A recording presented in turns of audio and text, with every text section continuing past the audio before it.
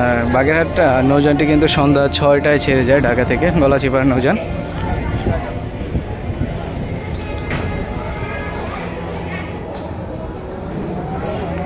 আর যেহেতু আজকে শেষ দিন, অর্থাৎ আগামীকাল থেকে ঈদ, তো আগামীকাল ঈদ যেহেতু, সেহেতু কিন্তু অনেকটাই যাত্রীচাপ থাকার কথা ঢাকা সদরঘাটে। তো তুলনামূলক কিন্তু অনেকটাই ফাঁকাই দেখতে পাচ্ছি।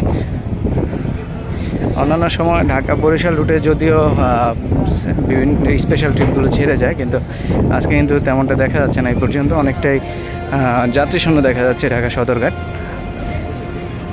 পটুয়াখালী এবং ঢাকা বেতুয়া চরফ্যাশন অথবা হাতিয়া এই রুটে যদিও কিছু যাত্রী দেখা যাচ্ছে। বাকি নৌযানগুলো বাকি এরপর 11:45 থেকে ভাভান নয় লালপুরের ঘাট থেকে ছেড়ে যাবে ইলিশের উদ্দেশ্যে। পুবালি পাস